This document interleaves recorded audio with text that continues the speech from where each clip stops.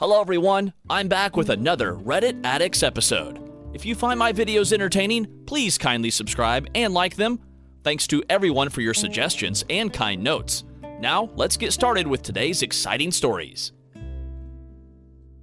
My wife forgot to delete her browser history. I can't believe what I found. 4:34 p.m. How to stop husband from cheating. I had only clicked on the history tab to delete the last thing I'd searched for when I noticed the entry. Hurriedly, I finished zipping up my fly and stared at it in bewilderment. Amy and I had been almost too careful. We had never so much as looked at one another in my wife's presence, let alone done anything that could have raised suspicion. There was no way she could have known what was going on, even if she had looked through my phone. With a heavy heart, I'd forced myself to delete any incriminating photos Amy sent me after I was done with them, and we had a strict call-only policy. Amy was our latest hire, and aside from being great at her job, she excelled in garnering male attention. Everyone loved her. She was strikingly beautiful and uninhibited to the point where her energy felt almost carnal, sending all morals and restraints out the window. I tried to ignore her at first, even finding excuses to go home early, but eventually, her charming giggle got the better of me too. 4:37 p.m. How much does divorce cost? Droplets of sweat sprang out on my forehead. What? Was my wife planning to divorce me? But why? There was no way she knew about Amy and me.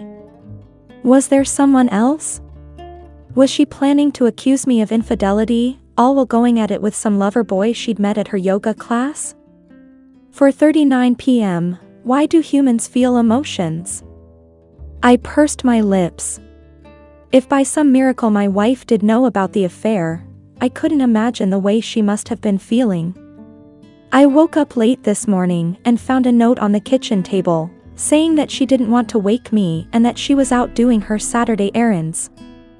I almost felt compelled to call her and, oh! I flinched as a large drop of blood landed on the keyboard. What the hell? My first instinct was to look up at the ceiling. Nothing.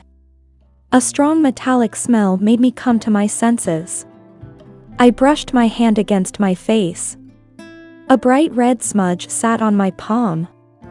I stared at it, alarmed. I'd never gotten nosebleeds before, aside from the time I got hit in the face with a football in high school. My head raised, I scrambled to my feet and made a dash for the bathroom, my hands cupping my throbbing nose. Once I had managed to stop the bleeding and cleaned myself up, I returned to the computer. 4:44 p.m. Which part of the brain is responsible for love? This was an oddly specific search.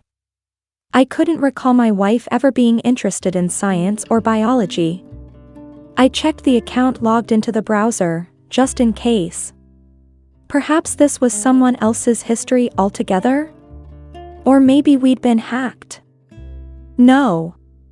Seemed like everything was in order. My wife's smiling face stared back at me from the login window. What was she doing searching for brain parts anyway? 4:49 p.m. What is excerebration? What? What was excerebration? Some kind of fancy divorce? I'd never heard of the term in my life. I didn't even hesitate before clicking it, eager to find out what my wife was planning for us. I wish I hadn't. As the results came up on the monitor, my stomach lurched and my gag reflex kicked in. The images were graphic enough for my hand to automatically gravitate towards the return button, but a short paragraph in bold caught my eye. An ancient procedure involving chiseling through the bone of the nose, in order to scoop out the brain matter. My heart hammering in my chest, I clicked the back button and scanned the rest of the entries. 5:01 p.m. Can a person live without the hypothalamus? 5:05 p.m. Location of the hypothalamus. 5:11 p.m. How much temazepam is safe? My skin crawled as I read, but I couldn't look away. I was so immersed that I didn't even hear the front door bang. Honey? I'm home. I stared at the wall, too shocked to reply. What was I meant to say? How was I supposed to ask her about all this? Hello, she called again, her heels clacking towards me. Hey. I choked, throwing the box of tissues into the drawer. How was? Oh, good. She smiled as she appeared in the doorway. How are you? You had quite a lot to drink last night. I stammered. I did? She studied me, as though she wasn't sure whether I was joking or not. What's all this? I asked, gesturing to the computer screen.